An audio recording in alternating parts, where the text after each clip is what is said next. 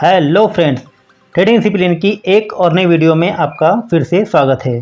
तो फ्रेंड्स, आज हम बात करेंगे उस रूल के ऊपर जो कि हो सकता है इस बजट में हमको देखने को मिले, जो कि कहीं ना कहीं एक ऑप्शन ट्रेडर के लिए बहुत बेकार हो सकता है। तो आइए जानते हैं क्या है वो रूल। सेबी के मुताबिक फ्यूचर एंड ऑप्शन से ट्रेडिंग करने वाले 10 में से 9 निवेशक पैसा गंवाते हैं। ये डेरिवेटिव सेगमेंट है जहां शेयरों में गिरावट या फिर उछाल का सटीक अनुमान लगाकर पैसे कमाए जाते हैं। इसमें लाखों के शेयर 10 से 15 हज़ार में भी आसानी से मिल जाते हैं। अगर आपका दांव सही बैठा तो आप अच्छी खासी कमाई कर सकते हैं। वहीं अनुमान गलत निकलने की सूरत में आपके 10 से 15 हज़ार रुपये चले भी जाते हैं जो आपने लगाए होते हैं। ऐसा सेबी कह रही है, जबकि ऐसा पूरी तरह से सच नहीं है।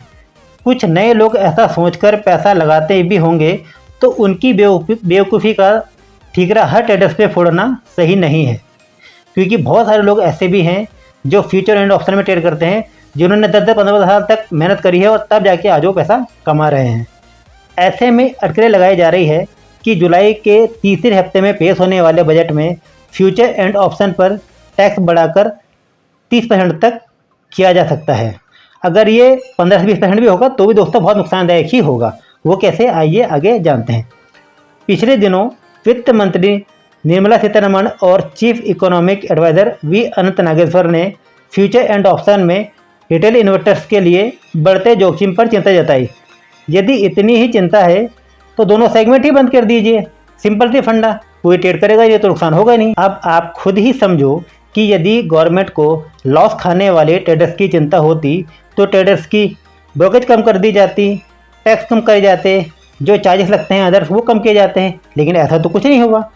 तो मुझे लगता है कि यहाँ पर जो गवर्नमेंट को प्रॉब्लम है, आई होप प्रॉफिटेबल ट्रेडर से है।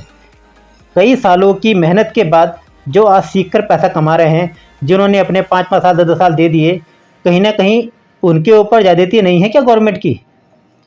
अब जानते हैं कि फ़र्क क्या पड़ेगा यदि रूल लागू होता है। तो इससे हर कोई परेशान होगा, एक नहीं, जो भी पैसा कमाएगा फ्यूचर एंड ऑप्शन में वो परेशान होगा और कहीं ना कहीं वो ट्रेडिंग ही छोड़ देगा। अभी फ्यूचर एंड ऑप्शन से होने वाली कमाई सैलरी या बिजनेस इनकम कैटेगरी में आती है और उसी हिसाब से टैक्स लगता है। इसका मतलब है कि फ्यूचर एंड ऑप्शन से होने वाली आमदनी आपके वेतन या बिजनेस से होने वाली कमाई में जुड़ती है। फिर आपको अपने टैक्स स्लैब के हिसाब से उस पर टैक्स देना होता है। लेकिन अगर फ्यूचर एंड ऑप्शन वाली कमाई को सट्टा आय कैटेगरी में डाल दिया जाता है तो ये लॉटरी या क्रिप्टो निवेश की तरह हो जाएगा। फिर फ्यूचर एंड ऑप्शन की कमाई पर आपको भारी भरकम टैक्स तो लगेगा ही, निवेशक दूसरे कई तरह के फ़ायदे भी नहीं उठा पाएंगे।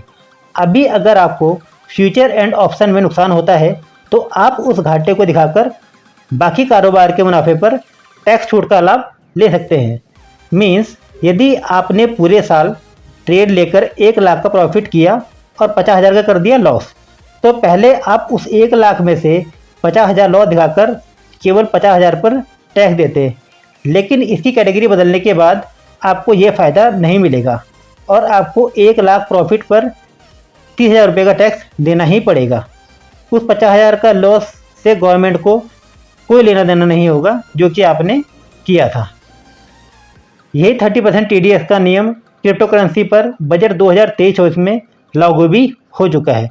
तो फ्रेंड्स, आपका क्या कहना है इस रूल के बारे में? यदि ये लागू होता है तो कमेंट्स में अपनी प्रतिक्रिया ज़रूर दें। मिलते हैं नेक्स्ट वीडियो में, तब तक के लिए bye bye and take care.